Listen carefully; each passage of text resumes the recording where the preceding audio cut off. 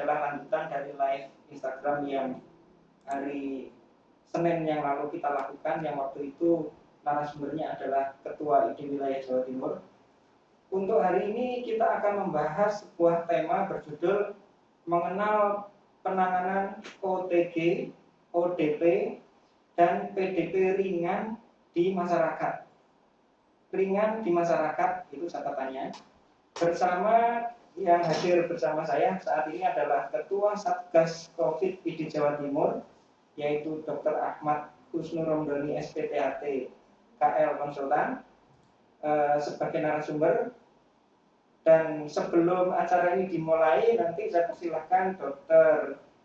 Romdoni, biasanya saya panggil Dr. Dani, saya persilahkan untuk memperkenalkan diri terlebih dahulu. Monggo Dr. Dani. Assalamualaikum warahmatullahi wabarakatuh. Waalaikumsalam warahmatullahi wabarakatuh. Rekan-rekan PJ sekalian, pada kesempatan ini kami dari Satgas COVID PD Jatim akan berbagi informasi mengenai OTG, ODP, dan PDP ringan, dan bagaimana cara kita untuk menangani kasus-kasus yang sering ditemui di kehidupan kita sehari-hari. Pada situasi ini memang tidak mudah bagaimana kita bertemu dengan orang yang diduga memiliki atau terinfeksi COVID. Terus kita mau ngapain? Karena kadang-kadang yang dimunculkan atau yang muncul pada orang-orang rasa takut duluan. Apakah mereka harus dijauhi ataukah yang sakit ini yang harus diisolasi? Bagaimana dengan yang sehat? Memang idealnya bahwa yang sakit ini yang diterapi atau di istilah sekarang itu diisolasi mandiri, dan yang sehat memproteksi diri. Proteksi ya dengan mencuci tangan, menggunakan masker, dan melakukan physical distancing. Saya kira 3 prinsip itu yang perlu kita pahami dalam pembicaraan atau sharing pada sore hari ini. Seperti halnya misalkan kita di masyarakat temui ada orang yang sudah memiliki gejala demam, batuk, pilek, dan ada riwayat kontak dengan pasien yang sudah positif, tapi tempat tinggalnya, rumahnya kecil, anggota keluarga cukup banyak, tidak memungkinkan dilakukan physical distancing. Nah, apa yang harus kita sarankan pada beliau yang mengalami hal seperti ini? Hal-hal seperti ini yang harus kita sampaikan bahwa pada keadaan demikian, maka yang bersangkutan harus menghubungi puskesmas atau FKTP terdekat. Sehingga dari situ akan diarahkan atau dianjurkan untuk melakukan isolasi mandiri, atau misalkan di daerah itu ada rumah sakit yang ditutup sebagai rumah sakit darurat, dia bisa menuju ke sana. Ya, mungkin sebelum lebih jauh, Dr. Dani, di masyarakat itu kan data ini tidak dibuka gitu ya. Siapa OTG, siapa PDP, dan siapa ODP lah ya. OTG, ODP maupun PDP ini kan tidak dibuka, termasuk juga kasus konfirmasi. Nah, mungkin kalau toh tahu itu karena masyarakat kan tahu dengan sendirinya karena mungkin ada kehebohan di suatu rumah atau petugas, atau petugas itu.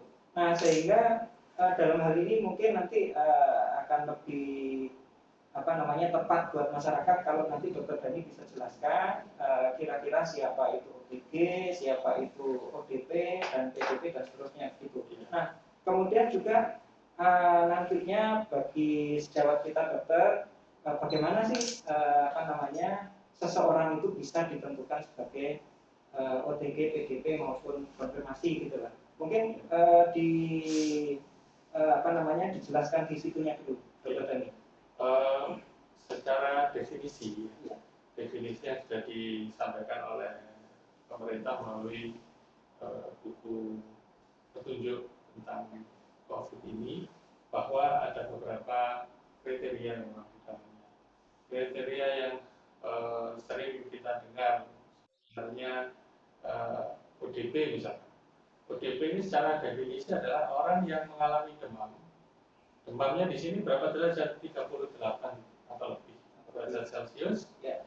Nah, kemudian pada orang yang demam ini juga didapatkan keluhan tambahan, misalkan pilek, nyeri tenggorok, terus kemudian mungkin ada gambaran klinis yang lainnya ke arah ispa dan seperti itu. Orang dengan gangguan saluran nafas seperti ini, kita lihat lagi anamnesisnya atau historinya, apakah ada bepergian ke daerah yang dianggap daerah merah. Misalkan kalau beberapa bulan yang lalu pergi habis pulang dari Cina, dari Singapura, ya, negara-negara Asia, negara yang lain, misalkan. Nah itu sudah langsung diarahkan sebagai ODP. Ya. Atau dari Jakarta misalnya. Nah, atau dari Jakarta kembali ke daerah, itu sebagai ODP apabila ditemui gejala tersebut. Namun saat ini ternyata di Jawa Timur, Surabaya pun juga menjadi zona merah. Jadi kita sebut sebagai transmisi lokal. Jadi kalau seseorang dari Surabaya mau mudik ke daerah, misalkan kita kerja di Surabaya, tapi aslinya di Tulungagung, terbalik ke sana. Kalau didapatkan ada screening belum badannya tinggi, kemudian ada gejala, ya ini sudah termasuk ODP. Ya. Kalau tidak ada gejala, kita masuk dalam OTG, orang tanpa gejala. Ya. Artinya harus ada riwayat kontak atau riwayat bepergian atau datang dari tempat epicentrum tadi. Epicentrum daerah merah. Ya. Nah, kalau dilihat di Jawa Timur hampir semuanya merah. Ya. Kecuali Madura, ada satu kabupaten, ya itu menarik sekali itu. Tapi tidak kita bahas sekarang. Nah, sekarang bagaimana dengan yang kriteria berikutnya? Tadi OTG sudah kita singgung-singgung. Ya. OTG ini selain tidak menimbulkan atau tidak muncul gejala pada orang ini, ada satu lagi, selain dia dari daerah endemis atau dari daerah merah, bisa juga dikatakan OTG apabila yang bersangkutan ini ada kontak erat. Ya. Kontak erat dengan orang yang sudah confirm positif COVID. Dikatakan kontak erat itu seperti apa? Nah, dianggap misalkan begini. Satu, kita sebagai petugas medis kontak dengan seseorang tersebut, tapi APD kita minimal, atau tidak sesuai, atau bahkan tidak pakai APD. Nah, itu kita sudah menjadi OTG karena ketahuannya pasiennya belakangan positif, atau orang yang sama dalam satu ruangan di kantor atau satu rumah, atau bahkan mungkin ada lagi yang bilang dari satu kendaraan, satu mobil itu juga masuk. Nah, kemudian kalau sudah demikian apa yang harus dilakukan? Ya, seandainya ada fasilitas untuk mengecek, ya kalau sekarang sudah ramai dibicarakan tentang rapid test, maka bisa dilakukan tahapan screening terhadap kelompok tersebut. Ya. Nah, ini tadi sudah bilang ODP, OTG, sekarang yang terakhir adalah PDP. Nah, pada PDP ini memang ada satu situasi yang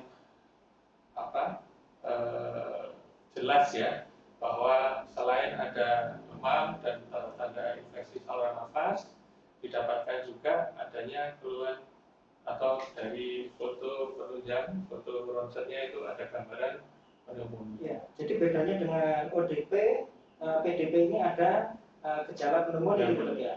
Oke. Meskipun pneumonia ini masih ada yang bilang pneumonia ringan, pneumonia berat. Ya. Kalau pada PDP yang ringan, beberapa literatur menyarankan juga bisa dilakukan isolasi mandiri. Ya, jadi kita dalam hal ini kan tadi saya menggarisbawahi bahwa ini kita berbicara untuk kasus ringan di masyarakat, ya. Karena untuk di Surabaya, Sidoarjo dan Gresik ini kan ternyata rumah sakit rujukan itu sudah overload. Betul. Nah, sehingga pasti harus ada penapisan tergantung berat ringannya kasus, ya. Betul. Nah, artinya untuk kasus yang ringan itu harus di-manage di masyarakat gitu. Betul. Nah, kira-kira nanti manajemen di masyarakat itu seperti apa, Dok? yang ya tentunya yang optimal lah, dalam artian kan ini orang bisa menularkan ke orang lain, dia sendiri juga butuh pertolongan gitu. Nah, bagaimana cara kedua hal itu bisa dilaksanakan di masyarakat gitu? Iya, kita lihat bahwa dari beberapa waktu terakhir pemerintah menyarankan adanya protokol perawatan pasien yang sampai ke desa-desa. Kalau kita lihat istilahnya ada yang bilang itu sebagai rumah isolasi, ada yang bilang sebagai safe house atau apalah gitu ya. Namun pada prinsipnya ruang tersebut bisa disebut ruang isolasi adalah fasilitas desa atau fasilitas umum yang ada di lingkungan tersebut yang bisa sekolah gitu ya. Bisa sekolah yang disiapkan oleh relawan setempat atau satgas COVID setempat. Artinya harus ada satgas COVID atau relawan sampai tingkat desa. Betul. Dari beberapa kawan yang menceritakan keberhasilan untuk mengisolasi dan sampai sembuh, ada satu lokasi itu kerjasama antara RT RW setempat itu cukup baik. Itu ya. Karena pasien yang berada pada lingkungan tersebut yang paling paham itu ya Pak RT-nya atau Pak RW-nya. Mungkin idealnya institusi atau instansi apa saja yang terlibat di situ. Mungkin selain ada relawan dari RT RW-nya barangkali. Ya, yang jelas forum pimpinan daerah setempat ya. Kalau yang terkecil itu mungkin kelurahan ya, Pak Lurah, kemudian di situ kepala desa, kemudian ada dari dokter puskesmas, kemudian ada dari dinas kesehatan, mungkin juga dari dinas sosial, kemudian dari aparat kepolisian, penegak hukum, mungkin juga dari yang Satpol PP, atau kalau di daerah itu ada semacam satuan keamanan lokal, itu juga sangat membantu untuk pengawasan. Jangan sampai misalkan ada mobilisasi warga yang tidak dikenal masuk atau itu kan perlu juga Saya kira menarik dok ya, kalau misalnya pasien-pasien yang kategori OPD, ODP, PDP ringan tadi itu manakala dikelompokkan dalam isolasi kelompok dok ya. Itu akan lebih memudahkan pengawasan. Betul. Karena di medsos itu kan banyak kasus di mana ada PDP yang ternyata masih bekerja, sehingga muncul epicentrum baru. Nah mungkin ini bisa jadi solusi dok ya nantinya. Sebenarnya kita harus mengetahui kenapa seorang PDP kok masih dibiarkan jalan-jalan, bahkan bekerja. Betul, itu pertanyaan yang mendasar. Nanti pasti mereka menjawab, ya karena saya lah satu-satunya harapan keluarga dalam mencari uang. Kalau sudah seperti itu, maka yang harus dipahamkan kepada pasien atau seseorang ini adalah kesehatan itu adalah nomor satu. Karena selain bahwa yang bersangkutan itu sakit, tapi sakitnya yang bersangkutan ini bisa menularkan ke yang lain. Orang yang sehat bisa tertular dengan adanya keberadaan yang sakit itu di sekitar atau di lingkup ruang kerja tersebut. Dan yang kedua, dengan adanya informasi ini sudah diterima oleh tim tracing mungkin ya, atau tim kesehatan yang ada di situ, maka kebutuhan keluarga dari pasien ini wajib itu dipenuhi. Artinya untuk kasus seperti itu barangkali akan lebih baik ya dibuka sedikit gitu identitas ya. Betul. Karena kan seperti yang dokter ceritakan tadi itu ada kebutuhan finansial yang harus dia peroleh sehingga harus bekerja gitu. Padahal ini kan membahayakan banyak orang.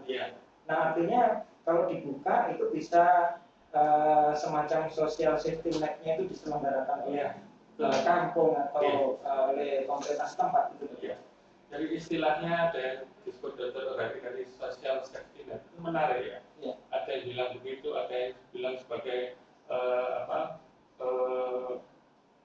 keluarga penyangga, ada yang bilang sebagai Joko Deso atau apa itu, artinya dalam lingkup yang luas tidak hanya menjaga dalam arti menjaga keamanan, tapi juga menjaga kesejahteraan dari warga yang terdampak oleh COVID tersebut.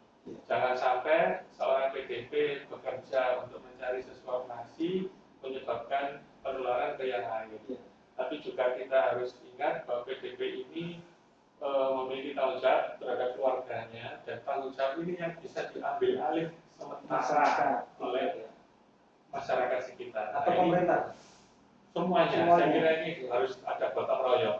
Saat masyarakat melihat pemerintah agak kelabakan, ya, melihat karena jumlah yang sakit banyak, maka lingkup RT RW gotong royong untuk mendukung keluarga. Kalau pemerintah mungkin harus prosedurnya juga harus dilalui, keburu lapar lah. Iya, betul. Iya. Jadi dalam hal ini Dok, masyarakat harus siap gitu ya. Termasuk stigma Dok. Nanti jangan-jangan ada istilahnya sebenarnya dia tidak ada gejala, kemudian positif, kan tidak mungkin ini ada di rumah sakit, apalagi rumah sakitnya penuh. Nah, sehingga dia harus isolasi mandiri misalnya di rumahnya. Nah ini kan masih banyak menimbulkan kepanikan gitu Dok. Nah kira-kira untuk mengurai kepanikan ini, menyelesaikan kepanikan ini sebenarnya seperti apa Dok? Termasuk ada yang sampai pemakaman pun sempat ditolak beberapa waktu yang lalu. Artinya kan ketakutan masyarakat terhadap penularan ini sedemikian rupa. Itu solusinya gimana? Jadi yang perlu dipahami saat ini adalah orang sakit COVID itu bukan aib. Itu dulu. Jadi siapapun bisa sakit COVID ini. Kalau orang sakit COVID itu masih kemungkinan untuk sembuhnya itu sangat besar, 90% lebih itu bisa sembuh. Asalkan ditangani dengan baik. Nah, karena dia bisa sembuh, dan ini dalam penyembuhannya membutuhkan kerjasama yang baik antara grup medis dan pemerintah, maka dua-duanya harus bekerja sama dengan baik. Saat pemerintah mengetahui adanya data ataupun identitas yang sakit, maka data ini pun bisa di-share terbatas ke lingkungan yang tadi itu bertugas untuk menjaga atau mensupport penderita dan keluarganya tadi. Nah, bagaimana masyarakat supaya tidak takut tertular dan sebagainya? Yang pertama harus dilakukan adalah memahami betul bagaimana COVID ini bisa menyebar. COVID ini akan menyebar saat ada sentuhan fisik, bersalaman, berpelukan, atau mungkin dari anak gemes dengan anak kecil dicium atau di apalah gitu ya, digendong-gendong itu menularkan. Nah, dengan adanya penularan yang macam ini, maka pemerintah mengeluarkan himbauan untuk physical distancing. Nah, physical distancing ini harus dilakukan betul. Kalau kita sudah melakukan physical distancing, minimal satu sebab penularan sudah kita hindarkan. Yang kedua adalah adanya droplet atau hembusan dari kita batuk atau bersin yang berasal dari rongga mulut atau hidung. Nah, ini kalau kita supaya tidak menyebabkan penularan kepada orang sekitar, maka disarankan untuk menggunakan masker. Semuanya Dok ya? Semuanya, tidak hanya yang sakit, tapi yang sehat pun juga pakai masker. Masker jenis apa? Silakan pakai masker apa saja. Tapi memang saat ini masker sempat menjadi langka, menjadi mahal. Nah, kalau sudah demikian, maka yang harus dilakukan adalah kita bisa menggunakan masker apapun. Ada yang dengan masker kain, yang bisa suci, yang sekian lapis, apapun sekarang. Pakai aktivitasnya luar biasa. Ada masker yang ada logonya, ada gambarnya. Nah, yang harus dilakukan masyarakat adalah itu apa? Pakailah masker. Pakailah masker. Meskipun saya juga melihat dalam perjalanan menuju ke sini tadi banyak juga masyarakat yang tidak pakai masker. Atau pakai juga dulu. Masker ini untuk menutupi hidung dan mulut. Jadi saat berbicara, saat batuk itu kuman atau virusnya ini memang tertahan oleh masker tersebut. Supaya tidak cipat orang lain ya. Nah, tadi sudah physical distancing, yang kedua tadi pakai masker, yang ketiga mencuci tangan. Mencuci tangan.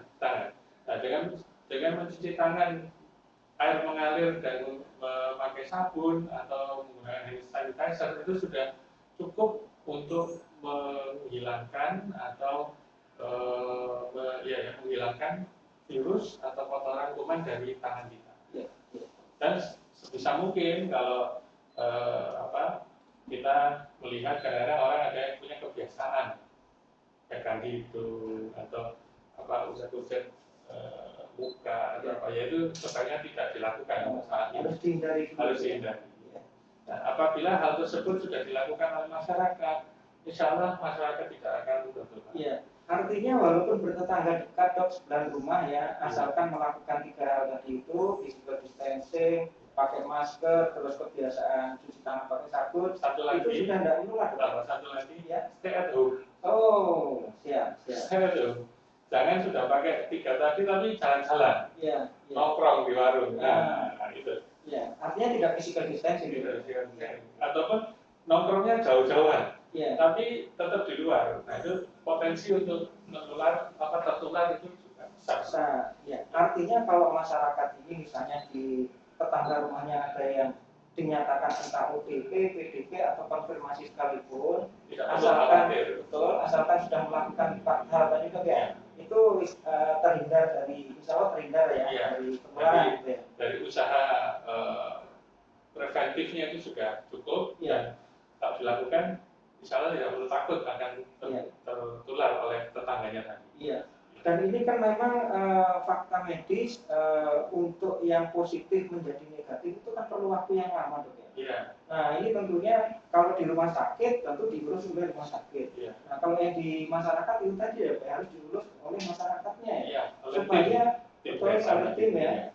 Supaya yang di karantina atau di isolasi ini tidak harus kesana kemari gitu. Betul. Memang yang harus dilakukan oleh tim atau satgas di daerah tersebut adalah memenuhi kebutuhan dari pasien atau orang yang sakit tadi. Seperti halnya kita tahu apa sih kalau orang sudah sakit COVID itu terus harus bagaimana? Kalau dia sebagai OTG tidak ada keluhan apa-apa, maka yang harus diberikan pada pasien ini yang vitamin C yang cukup, rutin diberikan tiap hari, kemudian makan yang teratur, dan asupan gizi yang cukup. Kemudian yang ketiga, pasien juga disarankan untuk mengukur suhu tiap hari. Jadi di safe house itu ada semacam termometer yang bisa dipakai oleh pasien sendiri untuk mengukur suhunya tiap hari, pagi, sore, dan dilaporkan kepada tim pengawasnya. Atau pakai aplikasi dok, itu dia ada itu ya? Ya bisa. Kalau tidak sempat beli maksudnya. Ya. Atau mungkin itu disiapkan oleh tim ya, oleh tim satgas ya. Supaya dia bisa melaporkan setiap hari gitu dok ya. Nah, kemudian dari tim FKTP itu juga mengecek setiap hari. Selain tadi juga keluhannya bagaimana. Sudah olahraga atau belum. Artinya yang dikucilkan di isolasi ini kan fisiknya dok ya, tapi bukan di betul-betul kayak nggak ada komunikasi dengan masyarakat gitu ya. Itu malah berbahaya. Kita juga harus memikirkan ya, orang di isolasi itu psikisnya terganggu, berat ya. Betul. Kadang-kadang stres. Nah dengan tegur sapa, sekedar nanyakan gitu lewat medsos ya dok ya. Dan tadi menarik ada upaya untuk meningkatkan kekebalan tubuh ya, imunitas ya. Ini kan tadi berbicara dokter kan yang ODP, PDP ya. Itu juga harus dilakukan oleh masyarakat yang lain tentunya dok ya. Nah mungkin lebih spesifik lagi yang masyarakat yang risiko tinggi dok, gimana dok? Yang orang dia sehat, nggak ada paparan, nah itu kira-kira langkah-langkah seperti apa yang harus dilakukan? Ya, kalau yang sehat, yang harus dilakukan oleh masyarakat ya. Iya, masyarakat yang sehat. Ya, selama himbauan untuk kalau di Surabaya sekarang dilakukan PSBB, harus stay at home, lakukan stay at home dulu.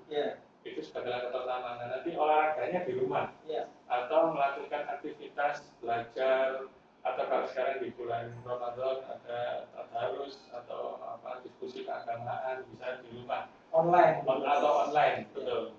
Ya, itu dilakukan. Terus kemudian sekali lagi kalau orang itu kehabisan logistik ya, sekali lagi tetangganya kita harus memang saling tolong-menolong, peduli, betul. Dan jangan malu untuk menyatakan misalkan kekurangan atau minta tolong daripada harus keluar, betul, membahayakan banyak orang. Iya, seperti itu. Iya. Karena tidak sedikit di antara kita masyarakat itu adalah seseorang yang bekerja harian, artinya dia bekerja satu hari ya dapat income di hari itu. Kemudian kalau dia tidak bekerja ya dia tidak dapat income. Nah, seperti itu masyarakat kita harus paham. Saya kira melalui lingkup desa, RT, RW itu saatnya sekarang lah kita itu saling membantu dan menunjukkan bahwa masyarakat Surabaya, masyarakat Indonesia ini yang ramah, saling menolong itu kita tunjukkan buktinya. Iya. Dok, ini kan yang namanya virus itu kan pastinya manifestasi klinis itu lebih banyak pada orang yang atau yang rentan, kelompok rentan. Nah, di sisi yang lain yang bandel-bandel itu kan kelompok yang memang merasa sehat, anak-anak muda, remaja begitu ya. Nah ini gimana dok? Padahal dia kalau misalnya ternyata sudah terpapar positif kan bisa menular kemana-mana. Iya, itu dia.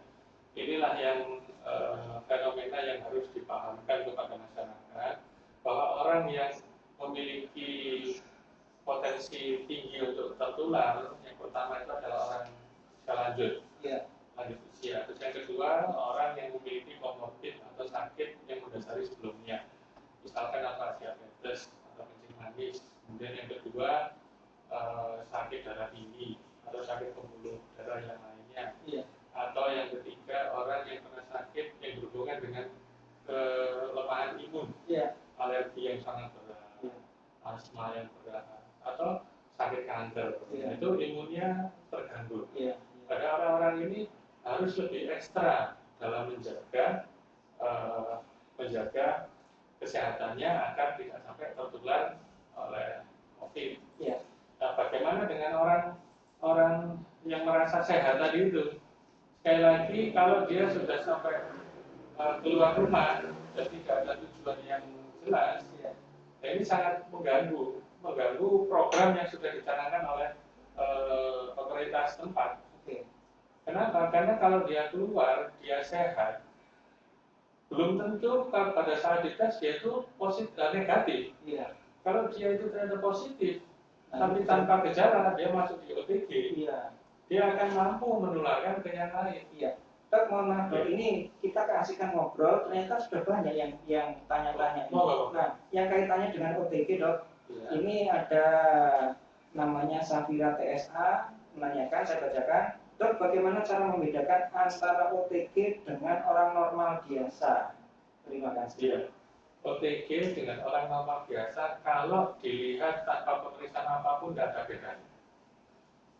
Kita bisa membedakan saat kita bertanya apakah ada kontak sebelumnya dengan orang yang sakit COVID ini, atau adakah dia merawat pasien, kalau sebagai tenaga medis, atau dia merawat atau tidak pasien COVID.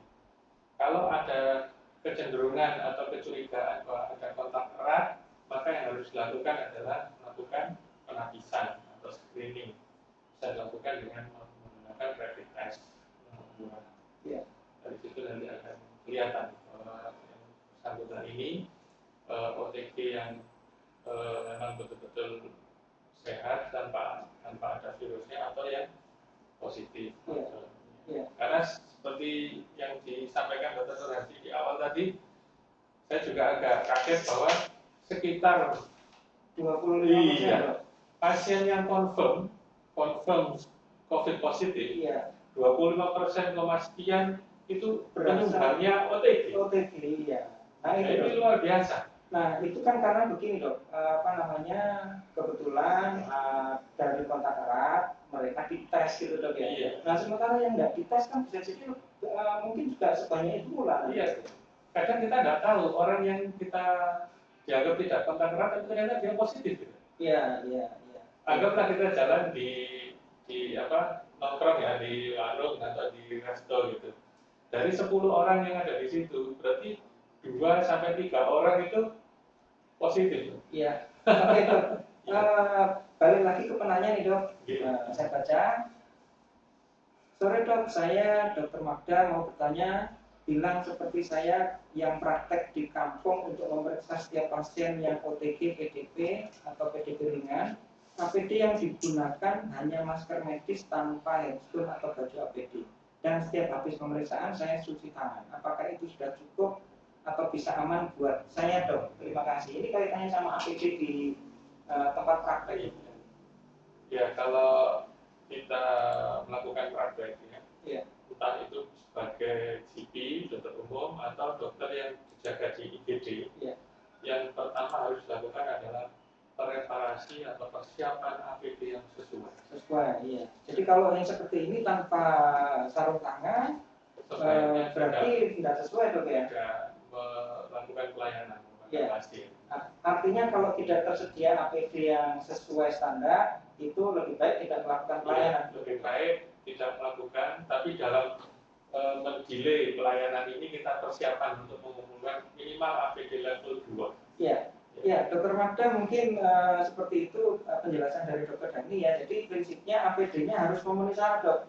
Ya, kalau tidak memenuhi syarat lebih baik kita tunda pelayanannya. Ya, ada lagi Dokter Dani ini dari lelaki jingga, namanya keren juga nih. Lelaki jingga. Dokter mohon pencerahan untuk poli dokter dimanapun. Apakah harusnya dibatasi? Karena terpantau di beberapa rumah sakit swasta, poli utamanya ini objin masih terlihat banyak pasiennya. Ya kalau objin mungkin nggak bisa ditunda dok ya. Iya. Jadi prinsipnya untuk pasien yang tidak terlampau sakit, tidak ada emergensi, silakan bisa melakukan telemedicine atau berkonsultasi jarak jauh. Namun untuk yang tanpa ada dengan emergensi ya harus segera datang ke IGD atau ke dokter yang biasa merawat. Bahkan seandainya pasien yang sakit kronis ya, misalkan diabetes atau jantung, untuk kebutuhan dalam sebulan itu kadang-kadang obatnya bisa diambilkan oleh kerabatnya, oleh anaknya atau oleh yang lain untuk mengambil obatnya saja. Kalau memang kondisinya sehat-sehat saja. Kalau ini kan dicontohkan polioxin dok, artinya mungkin di situ bisa disimbolkan kalau nggak ada keluhan hanya kontrol rutin saja mungkin bisa dipercaya gitu kan dok? Iya. Saya rasa demikian. Itu dok ya. Kecuali misalnya ada keluhan atau transporting atau kencang-kencang gitu dok ya. Sudah waktunya untuk melahirkan ya.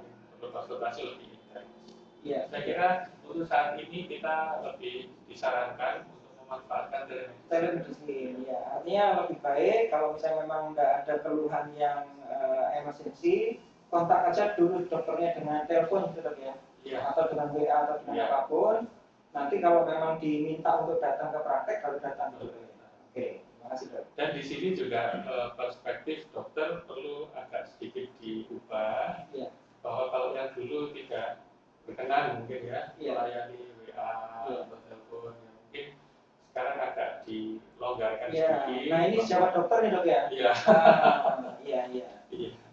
Jadi artinya sudah ada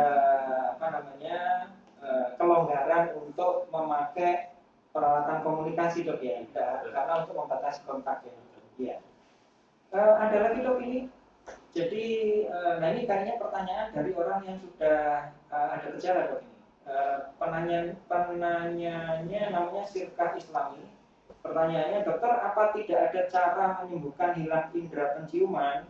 Karena ini teman saya 1 bulan masih nggak bisa mencium bau. Nah, cuma di sini nggak dijelaskan apakah dia betul iya. Kita asumsikan begitu. PDP ya. ODP aja. Keluhan anosmi atau hilangnya indera penciuman itu merupakan salah satu keluhan yang sering muncul ternyata. Kira-kira mengapa demikian? Ini masih asumsi saya sebagai Dr. THT, virus tersebut mempengaruhi saraf nomor 1, saraf pembawaan itu, sehingga menyebabkan semacam blocking sehingga tidak bisa berfungsi untuk membau ada ya sesuatu yang ada di depan kita. Meskipun sumber baunya ada, tapi kita tidak bisa membau. Apa yang harus dilakukan? Kalau melihat protap yang ada, memang tidak ada sesuatu yang khusus untuk diberikan pada pasien-pasien seperti ini. Terapinya ya tetap diberikan terapi antivirus, terapi vitamin, mungkin dari beberapa literatur juga ada yang menggunakan dekongestan atau anti alergi, itu tetap aja diberikan. Seperti itu. Iya. Ini yang terganggu itu saraf pipinya dok ya? Kira-kira di ujung-ujung sarafnya gitu dok? Ya, bisa jadi karena dari beberapa kawan menyatakan kemarin bahwa virus ini juga mampu masuk ke dalam otak. Oh, iya. Di swab negatif, tapi begitu ini sudah meninggal ya. Iya. Di otopsi di reportnya positif. Jadi sangat bervariatif gejala yang muncul, dan kita pun juga masih meraba-raba kira-kira COVID ini infeksinya apa, manifestasinya. Rasanya kok dari atas sampai bawah ini muncul semua. Sistemik gitu dok ya? Ya, betul, sistemik. Kalau yang sistemik nanti munculnya jadi begitu berat, berumur dan lain-lain, itu akhirnya bisa ke arah shock septic. Iya. Nah, kaitannya sama anosmia tadi ini prinsipnya ya virusnya berusaha diberi antivirus, terus kemudian imunitasnya ditingkatkan gitu ya. Sama simptomatis ya. Kalau misalnya ada berlendir atau apa pakai bakulan tadi ya. Iya. Ada lagi dok ini dok. Ini kaitannya sama rapid test kayaknya dok. Mungkin sebenarnya kita mau bahas rapid test ini untuk sesi-sesi berikutnya, tapi tidak apa-apa disinggung sedikit aja ya. Penanyanya Nur Hidayati 88, dok, kapan seorang perlu dilakukan pemeriksaan rapid test? Perlu berapa kali pemeriksaan untuk memastikan orang tersebut bebas dari COVID? Terima kasih. Iya. Gitu dok. Ya, untuk rapid sendiri kan ada indikasinya. Iya. Jadi kapan seseorang itu dites rapid? Jadi tidak semua orang dites rapid pada situasi ini. Memang idealnya daerah merah, ya, di daerah endemis itu semua dites, semua dites. Masif, bahkan tes masif, dan itu untuk memisahkan yang sakit dikumpulkan, yang tadi itu banyak yang sampaikan diisolasi, kemudian yang sehat ya tetap di rumah, stay at home. Nah, kapan seseorang itu dianjurkan untuk tes rapid? Apabila menduga atau dicurigai menjadi OTG. Ya, di sana dites rapid. Kalau nanti rapidnya positif, dikonfirmasi dengan swab. Atau kalau ternyata tidak mungkin dilakukan swab, silakan untuk melakukan isolasi mandiri selama 14 hari, dan nanti setelah isolasi mandiri dilakukan rapid kembali. Ya. Masih ada penanya lagi dok ini dok. Ini karena kayaknya dokter dok yang nanya dok, karena ini kaitannya sama gejala klinis ya. Penanyanya Boni Pramono, bagaimana gejala klinis spesifik COVID dewasa dan anak dok? Iya. Ya, dari pertanyaan ini memang agak sulit ya. Selama ini kasus yang banyak didiskusikan itu kasus dewasa. Atau kasus remaja yang memang dalam anamnesis yang bersangkutan bisa menyampaikan keluhannya apa. Kalau pada anak ini agak spesifik karena anak belum tentu bisa menyampaikan yang dia rasakan apa. Namun dari beberapa yang saya baca, keluhannya itu sebenarnya hampir sama. Jadi ada demam, kemudian ada batuk, ada pilek. Nah, kalau sakit tenggorokan, anak kan tidak bisa ngomong, belum bisa menyampaikan sakit. Paling tidak di situ tampak bahwa anak sudah mulai malas makan. Kalau yang masih mengkonsumsi ASI ya dia tidak mau menyusu, seperti itu, sehingga akhirnya dengan tanpa ada perubahan-perubahan seperti ini, orang tua atau dokter yang menangani harus aware tidak ada perbedaan yang signifikan antara gejala pada anak sama dewasa dok ya. Hanya saja anak ini menyampaikannya berbeda dengan anak dewasa. Ya. Gitu dok ya.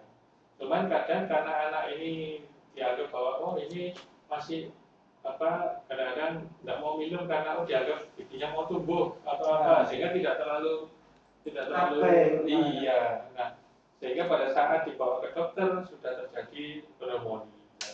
Nah, itu yang sangat kita khawatirkan. Jadi saya berpesan untuk orang tua agar kalau menemui keluhan-keluhan semacam tersebut, ya harus segera berkonsultasi dengan dokter di fasilitas primer atau dokter keluarga atau dokter yang memang bisa diajak untuk berkomunikasi terkait sakitnya si anak. Ya, nah ini satu lagi dok ada penanya, ini kaitannya sama isolasi gitu. Ya. Penanyanya namanya Gemma. Saya bacakan, apabila OTG selama 14 hari karantina tapi tidak ada gejala, apakah selepas itu dinyatakan non reaktif? Nah, ya, gimana? Ini hampir sama dengan yang ditanyakan oleh Pak Nur tadi itu ya. Kapan dites rapid dan lain-lain. Kalau sudah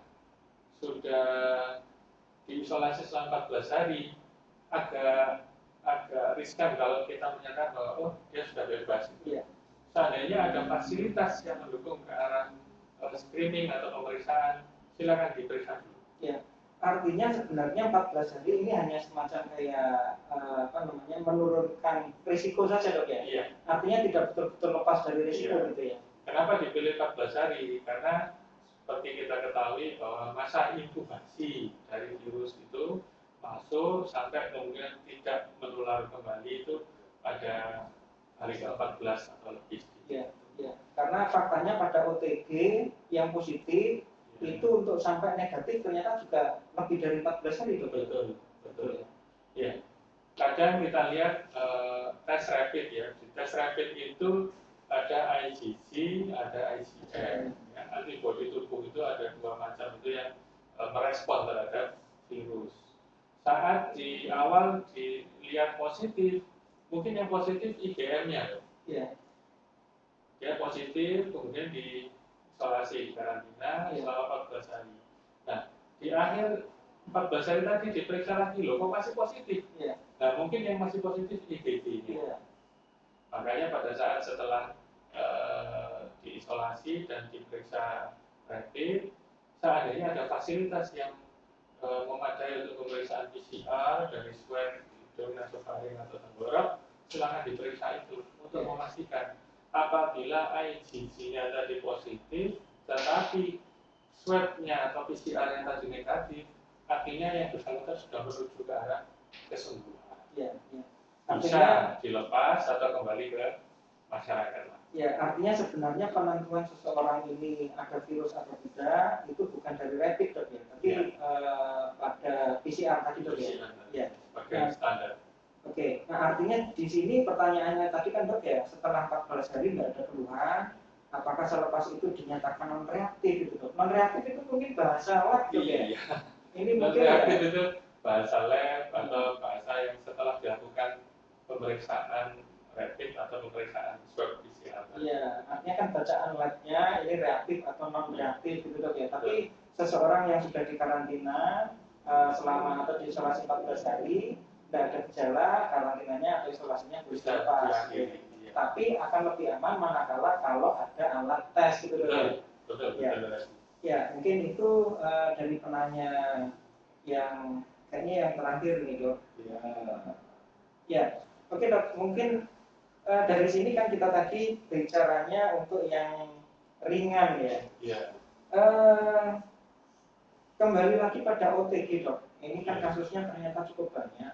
Ya. Nah OTG ini bisa jadi juga selama dia sebelum istilahnya itu kalau sudah dikategorikan OTG kan dia harus isolasi gitu ya. Tingkat kepatuhan OTG ini kan ternyata rendah untuk melakukan isolasi. Nah, terutama kalau misalnya dia ternyata berinteraksi dengan anak muda, gitu dok, ini kan bisa banyak OTG yang jalan ke sana kemari. Nah, kira-kira upaya yang signifikan lah untuk masyarakat itu seperti apa? supaya tidak banyak OTG yang sangat kemari gitu lah. Dalam tanda kutip ya dok, ini belum ketahuan kalau dia OTG gitu ya. Saya kira yang harus dilakukan pada situasi seperti ini adalah mematuhi anjuran pemerintah, tetap tinggal di rumah. Ya. Sebenarnya siapa sih yang boleh keluar rumah pada saat ini? Ya. Kalau yang saya ketahui yang pertama adalah tenaga medis. Ya. Yang kedua aparat polisian. Kemudian yang ketiga aparat pemerintah yang tidak boleh untuk absen atau karena kebutuhan beliau dalam melayani masyarakat sehingga harus tetap masuk. Ya. Dan pelaku yang mensupport untuk kebutuhan pangan dan kebutuhan logistik di daerah tersebut itu boleh untuk keluar. Tapi kalau keluarnya untuk jalan-jalan, untuk hangout, nongkrong itu ya sementara ini jangan dilakukan karena kemungkinan pada OTG yang tanpa gejala tadi itu kemungkinan dia dapat menularkan ke orang sehat lainnya itu sangat besar. Orang sehat ini yang merasa sehat tapi tidak tahu kalau sudah tertular, saat kembali ke rumah, di rumah itu kan tidak hanya orang sehat saja. Mungkin saja juga ada penderita sakit orang tua yang diabetes atau punya keponakan yang masih balita dengan imunitas yang masih belum cukup bagus. Itu potensial sekali untuk menularkan kepada beliau-beliau. Jadi pada apa yang dilakukan pemerintah dengan melakukan screening, menggerebek warung-warung yang buka pada saat terjadi kita lakukan PSBB itu ya sangat saya apresiasi, kita mengapresiasi dalam rangka peran aktif langsung untuk memberikan apa yang istilahnya shock terapi, tapi juga mendapatkan data dari orang-orang itu positifnya berapa. Nah, kalau ternyata memang ada yang positif, maka bisa dilakukan tracing, dicari bagaimana. Artinya penting sekali dok ya untuk patuh pada upaya pemerintah untuk melakukan PSBB ini. Sangat. Ya, karena faktanya kemarin di Sidoarjo dok di jamaah taraweh yang dites ternyata ada yang 6 reaktif dok. Iya, nah ini kan kalau ternyata dia PCR-nya positif, dia kan berarti bisa menular ke. Iya, itu tadi yang menjadi bahasan di awal yang dinamakan kontak erat. Dalam satu lingkungan rumah ibadah, masjid, ada orang yang positif dan dia potensi menularkan di samping-samping. Kadang kita lihat bahwa kebiasaan setelah sholat itu berjabat tangan. Itu secara tidak sengaja, memang niatnya baik, habis sholat jabat tangan, artinya ikhlas ya, mungkin kalau ada salah-salah di saling mengikhlaskan ke salah satunya. Tapi ternyata itu adalah sarana bagi virus untuk menyebar ke yang lain. Artinya sebenarnya ini kan yang namanya penularan itu yang betul-betul bisa mencegah adalah masyarakat sendiri dok ya.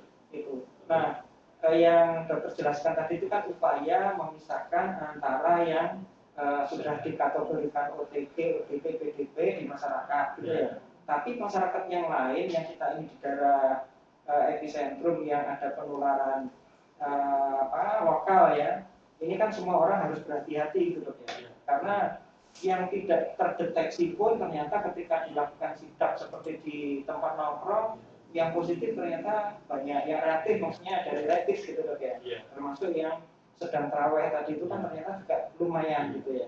Nah artinya upaya betul-betul masyarakat untuk memutus ini sebenarnya memang di masyarakat gitu ya. Gitu. Jadi istilahnya sebagai garda terdepan itu adalah masyarakat. Garda terdepan untuk melawan COVID itu ya ada di panjenengan semua yang ada di masyarakat. Karena apa? Kalau panjenengan semua itu patuh dengan anjuran pemerintah, dengan stay at home, tetap tinggal di rumah, melakukan cuci tangan, kemudian memakai masker dan melakukan physical distancing, itu adalah perjuangan atau fight kita melawan COVID ini. Nah, kalau memang sudah melakukan perjuangan tadi ternyata masih sakit, maka di lini belakang itu tugas kita, para dokter, untuk terapi dan menyembuhkan para yang sakit tersebut. Dan yang perlu masyarakat ingat, rumah sakit ini sudah banyak yang overload gitu loh. Betul, Pak. Iya. Dari berita kemarin itu